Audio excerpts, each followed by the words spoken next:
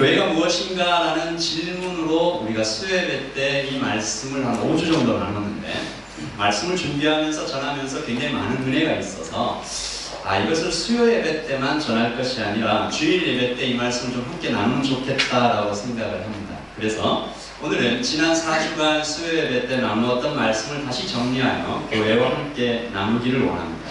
그래서 우리는 앞으로 약 8주간 교회론을 중심으로 교회가 무엇인가라는 제목을 가지고 하나님의 말씀을 나눌 텐데, 교회의 정의, 오늘은 교회의 정의입니다.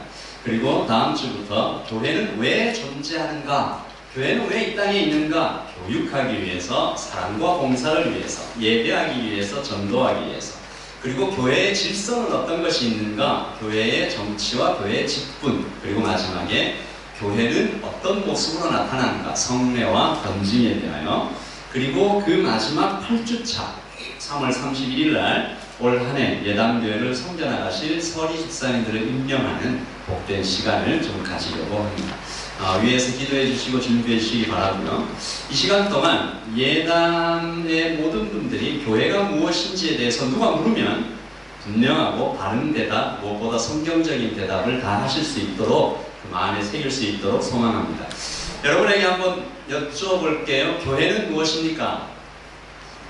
여러분 머릿속에 굉장히 많은 이미지들이 생겨날 것입니다. 교회는 무엇입니까? 라고 하면 쉬운데 막상 대답해 보려고 하면 쉽지가 않습니다. 우리 옆에 있는 짝꿍들에게 한번 물어보고 답해 볼까요? 시작! 교회는 무엇입니까?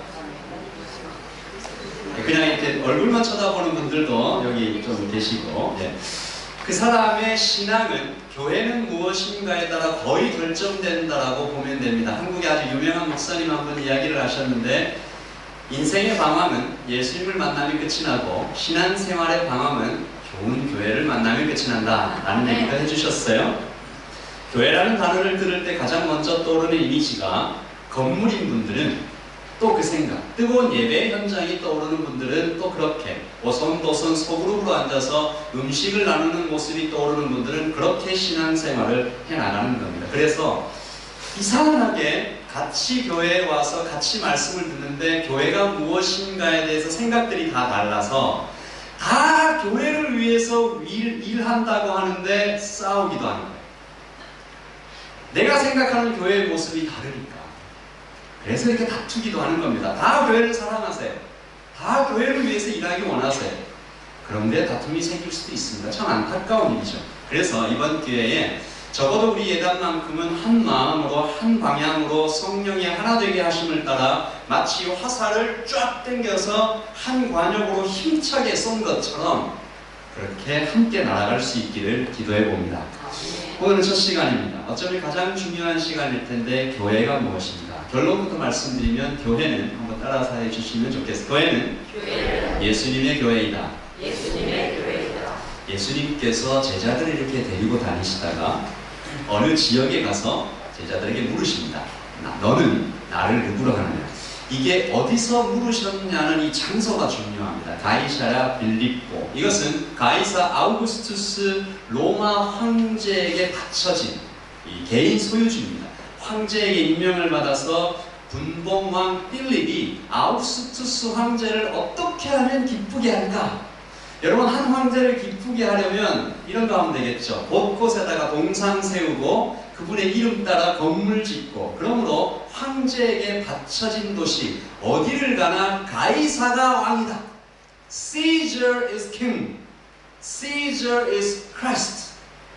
가이사가 그리스도다. 이게 가이사가 왕이다라는 말을 유대식으로 그대로 표현하면 가이사가 그리스도다. 황제가 신으로 추앙되는 곳, 그곳이 가이사랴 빌립보였는데, 여기를 걸어가시면서 예수님이 베드로에게 물어보신 거예요. 자, 여기 있는 모든 사람들이 가이사를 왕이라 하고 가이사를 그리스도라 하는데 너희는 나를 누구라 하느냐? 그때 베드로가 멋진 대답을 했지 않습니까? 뭐라고 대답했습니까? 주는 그리스도시요 살아계신 하나님의 아들입니다. 이걸 다른 말로 표현하면 아닙니다 라는 거예요. 가이사가 그리스도가 아니고 예수님이 그리스도이십니다. 이것을 우리 로마가 아니라 오클랜드에 사시는 우리가 번역해서 얘기하면 돈이 아닙니다. 성공이 아닙니다. 학장이 아닙니다. 사장님이 아닙니다. 그 어떤 것도 아닙니다. 나에게 있어서 그리스도는, 나에게 있어서 하나님은, 나에게 있어서 주인은 예수님입니다 라고 대답하는 거죠.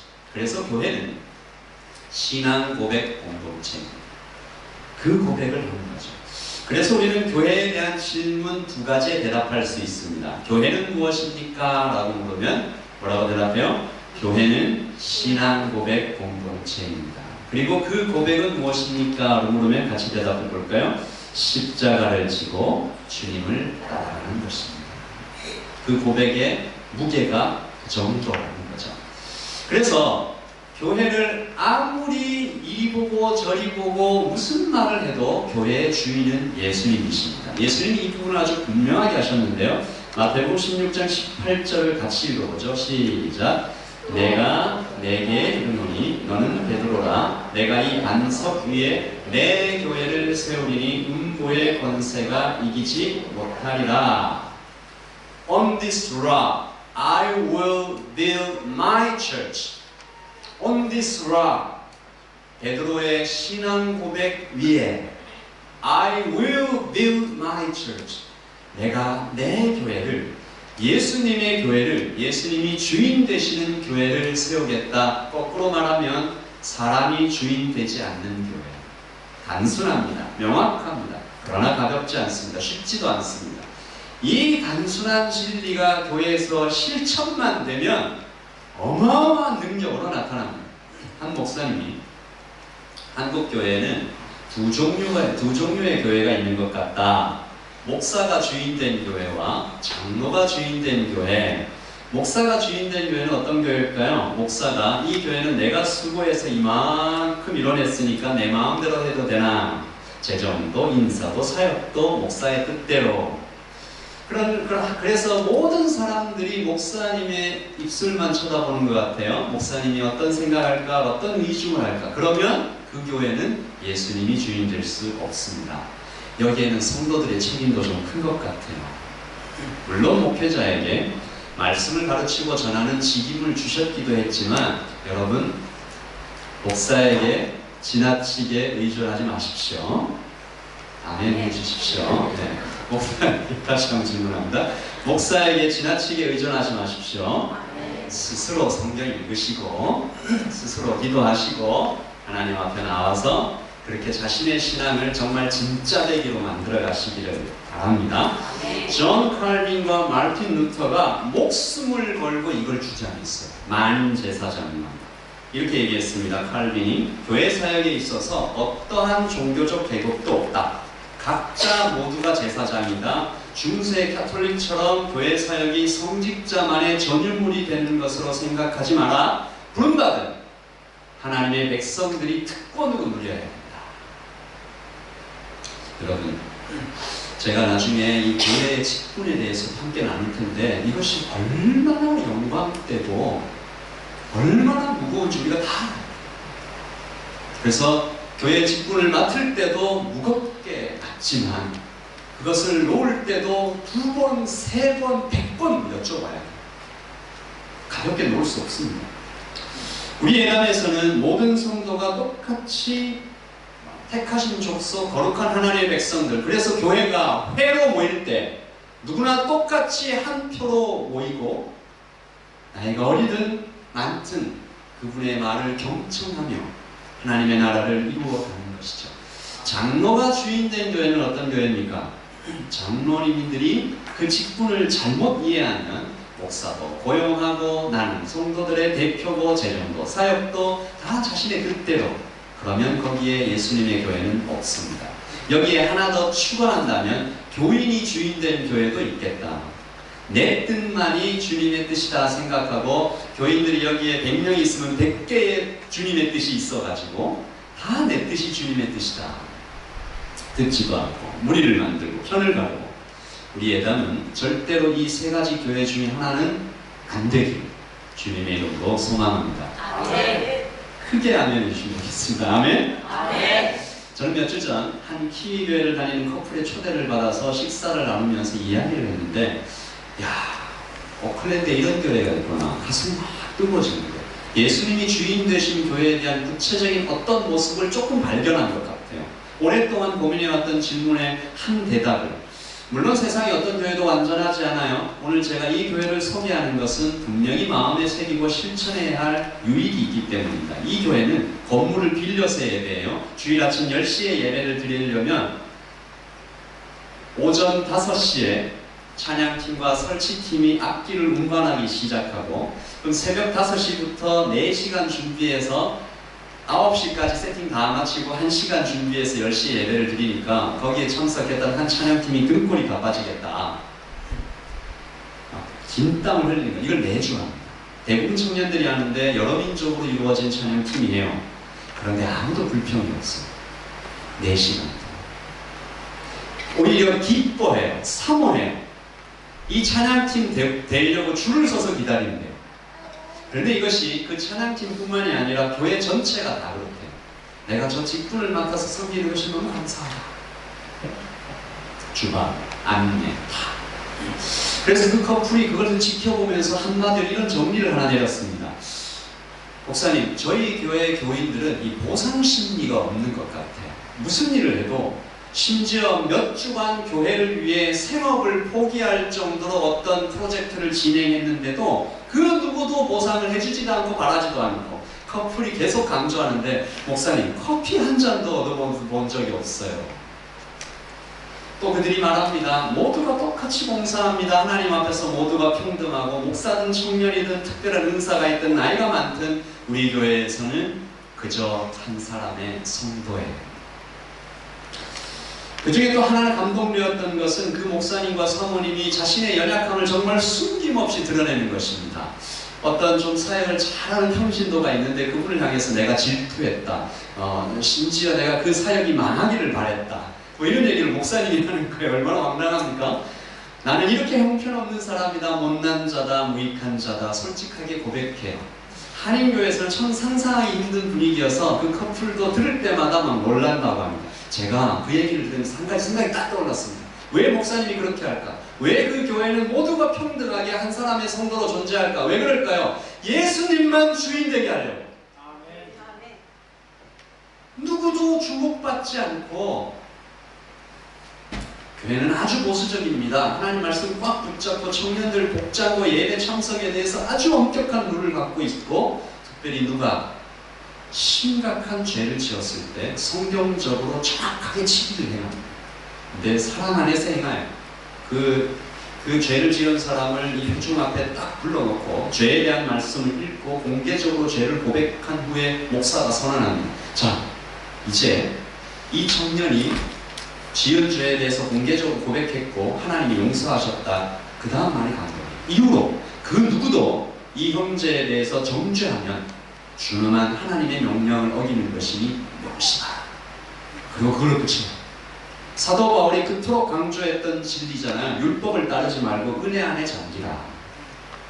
하나님의 말씀이 실천되는 현장을 제가 조금 본 것 같아요. 정죄하기보다 잠잠히 기도해주고 그를 향한 하나님의 사랑이 마침내 그를 변화시키도록 기다려주는 거예요.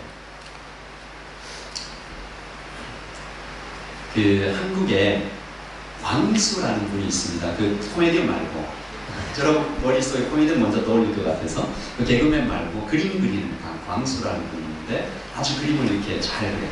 그분의 그림 곳곳에 교회에 대한 향수가 있어요. 교회 모습이 여기저기 나와요. 누가 물어봤어요. 왜 자꾸 교회 그림을 그리냐? 어릴 때 교회에 갔대요. 너무 좋아하는 예쁜 누나가 있어서 잘 보이려고 갔대요. 자기 옷장 안에 있는 가장 좋은 옷을 꺼내고 왔대요. 미즈노 운동복이었대요. 한 장로님의 한 어르신이 운동복 입고 왔다고 뒤통수. 그래서 뭐라고 했거예요. 그래서 그때부터 겉모습만 보는 교회는 내가 가지 않기를 원한다. 근데 그분의 안에 제가 늘 좀 보는 게 교회에 대한 향수가 조금 있는 거예요. 우리 예담은 겉모습을 보기보다 다 잠잠히 기도해주고 그를 향한 하나님의 사랑이 마침내 그를 변화시키도록 기다려주고, 저는 그래서 그 교회가 점점 부흥되기를 좀 기도했습니다. 그래서 그 교회에서 이 한인교회의 그 좋은 전통들, 좋은 모습들이 좀 심겨지기를, 그래서 한인교회들도 그 좋은 모습들이 우리 안에 좀 많이, 이 땅의 많은 영혼들이 그 은혜를 좀 누리기를, 키위교회뿐만 아니라 한인교회들도 선한 영향력을 미칠 수 있기를 소망하며 기도했습니다. 그래서 우리 예단교회에서도 여기에 예단교회 똑같이 청년들이 또 중고등학생들이 등록할 때 그들의 머릿속에, 그들의 눈에, 아, 여기는 다 똑같구나, 자유롭구나, 우리가 다 함께 하나님의 나라를 섬길 수 있구나, 그런 교회 되기를 예수님 이름으로 축복합니다. 조금 다른 방향이지만 한국에서도 같은 기도를 하면서 막 몸부림을 치는 목사님 한 분이 계세요. 그 목사님이 글을 소개합니다.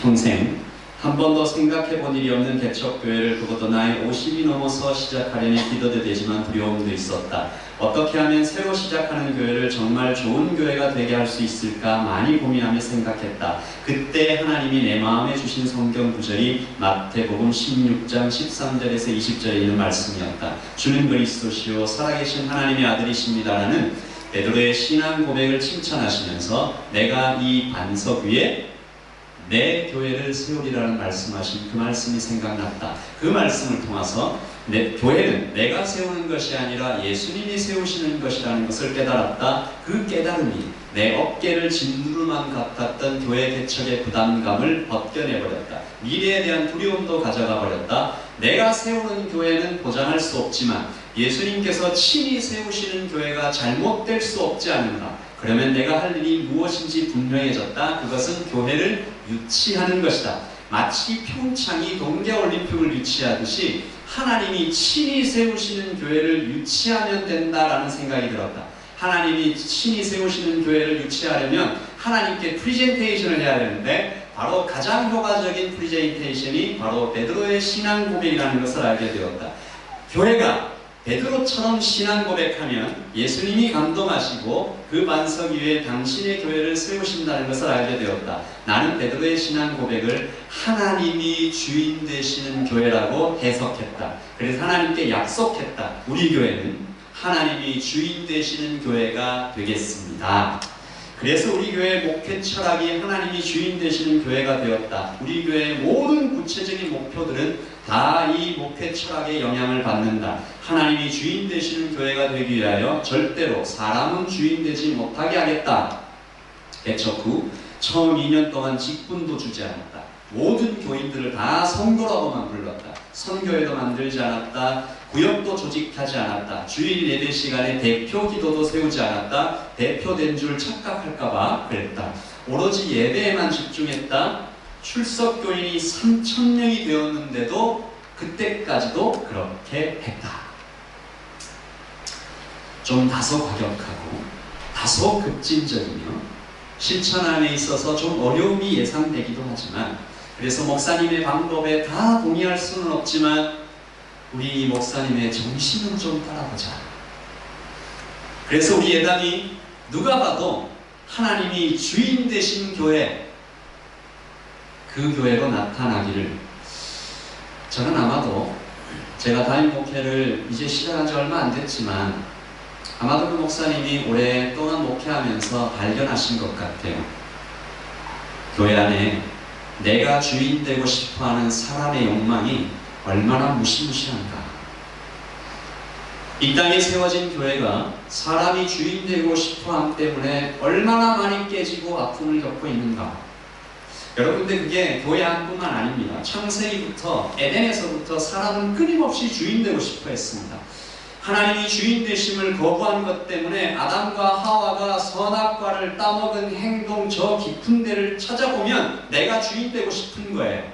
이후로 일어난 죄악의 거의 모든 것이, 카인이 왜 아벨을 죽였는가, 야곱은 왜 에서를 속였는가, 요셉은 왜 다른 사람도 아닌 형제들에 대해 죽기 직전까지 갔는가, 광야길을 걸으면서 이스라엘 백성들은 왜 끊임없이 내가 주인 되고 싶어 해서 죄악을 저질렀는가. 하나님께 반역한 역사가 어마어마합니다. 사사시대와 열왕시대는 말하지 않아도 될 거예요.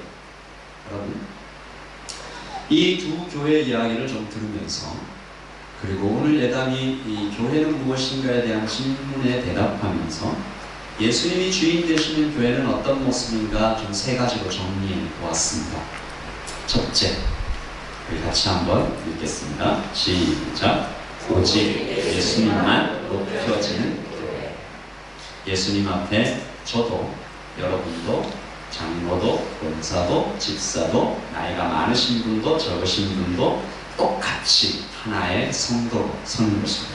자신의 연약함을 솔직하게 인정하고 누구도 영웅시되거나 높임의 대상이 되지 않도록 철저히 애를 써야 돼요. 공동위에서, 재직회에서, 주님 앞에서 진행할 때 누구나 똑같이 나는 한 표의 권리를 생각하며 행사하며 서로의 말에 귀를 기울일 때 그 자리에 주님 계시다 여기고 말과 행동을 겸허히 하는 것입니다. 일찍이 사도가 말했습니다. 갈라디아서 3장 28절입니다. 읽을까요? 너희는 유대인이나 헬라인이나 종이나 자유인이나 남자나 여자나 다 그리스도 예수 안에서 하나이니라. For you are all one. 이것이 당시 고대 근동 지방의 사람들에게 얼마나 큰 충격을 줬을까요? 종하고 나하고 하나라고? 예담 여러분, 이것을 인정하십니까? 네. 인정하십니까? 네. 다 그리스도 예수 안에서 하나입니다. 여기 서 있는 목사도 예배하신 그 누구도 한 사람의 연약한 인간이요 죽을 죄에서 구출받아 양자서 맞은 사람이요 그리스도를 주인으로 몸으로 섬기는 똑같은 성도가 될 때 한 가족 한 몸. 고린도전서 12장 27절입니다. 같이 읽어보죠. 너희는 그리스도의 몸이요 지체의 각 부분이라. 우리 교회에서는 예수님 이외에는 누구도 이름되지 않고 누구도 높여지지 않고 그런 거 저도 너무 잘해주지 마십시오. 네.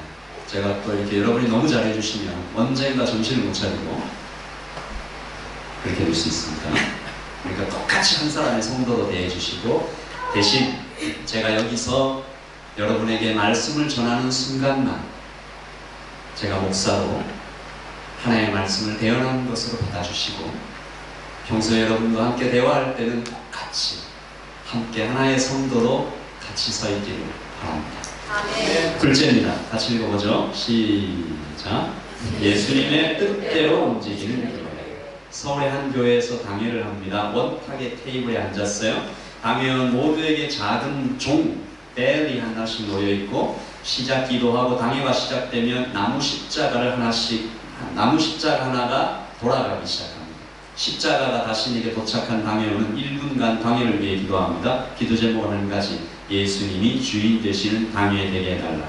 그리고 회의 중에 누구라도 저 사람이 얘기하는 것은 예수님의 뜻이 아닌 것 같다라고 하면 벨을 울릴 수가 있어요. 그러면 즉시 회의 중단, 1분 동안도 기도하는 거예요. 그 당회 가운데 이런 일이 하나 있습니다. 완공되지 얼마 되지 않은 예배당을 한 선교단체가 빌려달래요. 매주 하루 저녁 3,000명의 청년들이 와서 그 예배당에서 뛰면서 예배하고 싶다. 왜 하필 우리 예배당이냐? 우리 예배당, 그 예배당이 지하에 있었거든요. 아무리 뛰어도 안 무너질 것 같다. 그래서 이렇게 와서 이렇게 달라 하는데 거의 모든 당회원이 반대합니다. 관리 문제, 재정 문제. 이 건물은 우리만 쓸 것이 아니라 후손에게 물려줘야 하는데 다 합리적이죠. 잘 관리할 책임이 있습니다. 그러다가 한 장로님이 무심코 얘기하셨어요. 예수님이라면 어떻게 하셨을까? 내뱉었는데 또 한 장로님이 무심코 대답하셨어요. 예수님이면 빌려주셨겠지. 빌려만 주셨겠나. 학생들 밥도 해주셨겠지. 말씀하시고 아차 했지만 늦었습니다. 갑자기 조용해집니다. 그리고 그것으로 결정이 되었답니다. 신앙생활을 오래 하신 분들은 이게 마치 꿈처럼 여겨질 수도 있을 거예요. 야, 교회 회의에서 이런 일도 일어나는구나. 일어납니다. 빌려주는 것으로 결정이 되었고 청년들은 마음껏 하나님을 찬양하는 거룩한 예배에서 큰 은혜를 받았다라고 직접 들었습니다. 제가 그 담임 목사님. 사랑하는 성도 여러분, 초대교회에서도 한 역사적인 사건이 일어납니다. 11장, 사도행전 11장 17절입니다. 같이 읽을까요? 시작. 하나님이 우리가 주 예수 그리스도를 믿게 충성하라. 내가 그에게 하나님께 눈이 맞겠느냐. 18절입니다. 시작. 그들이 이 말을 듣고 잠잠하여 하나님께 영광을 돌려되 장인에게도 생명 없는 회개를 주셨도다 하니라. 내가 누구이기에 능히 하나님을 맡겠느냐. 여러분, 이것은요 예배당 빌려주는 수준의 일이 아닙니다. 수천 년의 역사를 부정해야 되는 거예요. 예루살렘 교회 당회에서 일어난 일입니다. 이방인은 사람으로 여겨지지 않았어요. 그에게도 구원 얻는 회개와 성령이 임하실 것이냐. 그런데 하나님께서 얘기하시니까 다 입을 닫습니다. 하나님께 영광. 내가 누구이기에 하나님을 맡겠느냐. 이 예단교회에 당회가 모이고 재직회가 모이고 공동회가 모이고 무슨 회의든 모이더라도 누군가 거기에서 예수님이라면 어떻게 하셨을까 말하고 대답하면 그것으로 결정되기 바랍니다. 그래서 우리의 청년들이, 우리의 청소년들이, 우리 어르신들과 회의하시는 집사님들, 장로님, 권사님들을 보고 존경하도록, 충격을 받도록 오직 예수님의 뜻대로만 움직이는 교회. 우리 교회에 재정이 이만큼 있으니까 이만큼. 아니, 우리 교회에 이런 사람이 있으니까 이렇게. 우리 교회가 이렇게 프로그램을 만들었으니까 이렇게가 아니라 예수님이라면 어떻게 하셨을까? 이 질문에 의해서 움직이는 교회. 이런 교회 되기를 소망하고 모든 회의가 모일 때마다 이것을 명심하면 좋을 것 같습니다. 셋째입니다. 같이 읽어보죠. 시작. 예수님께 인정받으면 충분한 교회. 사람에게 인정받아봐야 아무것도 아님을 다 같이 인정하는 것입니다. 다 같이 하는 것입니다. 나의 주인은 오직 예수님이기 때문에 나를 알아주시는 분, 나를 사랑하시는 분께만 인정받으면 그걸로 충분하다 여기는 교회입니다. 어떤 회사에 과장이 있습니다. 회사에 운명이 걸린 일을 성공적으로 해냈습니다. 그것 때문에 회사가 극적으로 살아났어요. 직원들이 모릅니다. 같은 과장들은 막 시기합니다. 부장과 의사들은 경계합니다. 그러니까 같은 과장들이 그 과장이 나타나면 잘난 척한다고 막 뭐라고 하고, 부장과 이사들은 저 과장이 이제 부장으로 올라오고 이사로 올라오면 내가 내 자리를 위협받을까봐 막 경계하고 막 핍박합니다. 회사만 오면. 그럼 이 사람의 기분이 어떻습니까? 굉장히 기뻐합니다. 정신이 나간 건가? 이렇게 핍박을 받는데 기뻐할까? 왜 기뻐할까? 이유는 하나밖에 없습니다. 사장이 불렀습니다. 특별히 칭찬. 기다려라. 좋은 소식이 있을 거다. 누가 뭐라고 해도 내가 너를 봤다. 안다. 기분이 좋습니까? 나쁩니까? 너무 좋죠. 똑같은 이야기입니다. 우리가 선한 마음으로 봉사합니다. 주님께 드립니다. 아무도 알아주지 않습니다. 봉사를 했는데 심지어 비난받습니다. 나는 여기서 막 비집담 흘리면서 일하는데 저기서 좀 열심히 안 하는 것 같습니다. 기분이 좋지 않습니다. 물론 저도 그렇습니다. 저도 이 찬양팀 세팅하고 있는데 지각하시고 그러면 별로 기분이 안 좋습니다. 근데 그 상한 마음이 왜 그렇게 오래 갈까요? 왜 그렇게 오래 갈까요? 예수님이 주인이시라고 진짜로 믿지 못하기 때문은 혹시 아닐까? 예수님이 우리의 눈을 바라보시면서 내가 너를 안다. 내가 너의 눈물을 안다. 너의 수고를 처음부터 끝까지 다 안다. 그 말씀 한마디 딱 들었으면 너 마음 상했지? 알아. 좀만 기다려봐. 좋은 일이 있을 거야. 그 말 들으면 세상 무슨 일이 있어도 기분 좋아서 벙글벙글 그럴 수 있다는 것입니다. 여러분, 사도들이 예수님을 전하다가 채찍을 받습니다. 사도행전 5장 41절입니다. 채찍 맞은 사람이 나오면서 한 말입니다. 시작. 사도들은 그 이름을 위하여 능력받는 일에 합당한 자로 여기심을 기뻐하면서 공회 앞을 떠납니다. Rejoicing because they had been counted worthy of suffering God. 내가 그리스도의 고난에 참여했구나. 여러분, 우리가 교회 봉사하다가 채찍 맞은 분 계십니까? 한번 손들어. 목숨의 위협을 받아보신 적이 있습니까? 재산을 빼앗기고 도시에서 쫓겨난 분 계신가요? 한 선교사가 수십 년 사역을 마치고 은퇴했습니다. 고향으로 돌아왔어요. 마침 높은 관리가 같은 배를 타고 왔습니다. 같이 내립니다. 항구가 난리가 납니다. fanfare가 울리고 수많은 사람들이 모여서 박수를 치고 화려한 잔치가 열리는데 선교사를 마중 나온 분은 한 사람도 없습니다. 선교사가 쓸쓸하게 자기 짐을 항구에 내려놓고 그 위에 걸터 앉아서 웁니다. 속으로 웁니다. 하나님, 평생을 주님 위에 살았는데 어찌 이 종의 마지막이 이토록 초라합니까? 주께서 마음에 한 생각을 주십니다. 아들아, 너는 아직 집에 오지 않았다. 네가 집에 돌아오는 날 천군 천사가 노래하고 별들이 합창할 것이며 내가 마중 나가 품에 안아줄 것이다. 여러분, 천국을 소망하십니까? 아멘. 여러분의 생명이 이 땅에서 다하는 날, 여러분의 눈앞에서 천국 문이 쫙 열리면 마중 나와 계실 주님을 기대하십니까? 아멘. 그리고 또 그 사람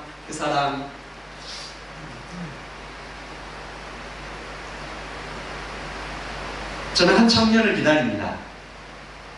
제가 천국 문 앞에서 만날 한 청년이 있습니다. 제가 그 얘기를 좀 나중에 해드릴게요. 그 청년을 제가 천국 문 앞에서 만나면 정신을 잃을 정도로 기쁠 것 같아요. 먼저 가 있습니다. 사랑하는 교회, 예담의 교회 여러분, 우리 예담은 이제부터 예수님 알아주시면 됐지 생각하시고 오히려 기뻐하는 주님께서 마지막 날 우리의 이름을 친히 부르시며 잘하였다, 수고하였다, 상이 있다, 그 말씀을 이 현세에서 듣고 오히려 기뻐하는 거룩한 교회, 복된 성도 되기를 축복합니다. 아멘. 마지막으로 제가 정말 좋아하는 한 말씀 전하고 설교를 마치려 합니다. 사도행전 11장 26절입니다. 같이 읽죠. 시작. 만나면 안디옥에 데리고 와서 둘이 교회에 1년간 모여있어 큰 우리를 가르쳤고 제자들이 안디옥에서 비로소 그리스도인이라 일컬음을 받게 되었다. The disciples were called Christianity. 이 말씀에는 이게 그리스도인이라고 불리게 되었다라는 말이 굉장히 고상하게 들리는데 사실은 굉장히 낮춰 부르는 말이었습니다. 이것들은 입만 열면 그리스도야, 뭐 이런 뉘앙스입니다.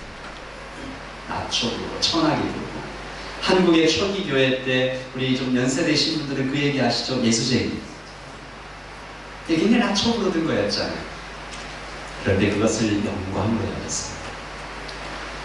나의 옆구리를 찌르면, 나에게 채찍을 대면, 나에게 침을 뱉으면 내 입에서 나오는 말은 그리스도밖에 없다. 실제로 그들이 그랬기 때문에 이방인들이 저놈들은 뭔데 엎어져서도 그리스도, 기뻐도 그리스도, 가난해도 그리스도, 저렇게 말하느냐. 우리의 감도 우리가 예수쟁이 된 것을 영광으로 여기며 교회 전체가 예수님만 높이고 예수님의 뜻대로만 움직여가며 그 어떤 봉사도 그 어떤 사역도 예수님께만 인정받으면 충분하다 여겨가는 그런 교회, 그런 교인, 그런 성도 되시기를 예수님의 이름으로 축복합니다. 아멘. 우리 동영상을 하나 보고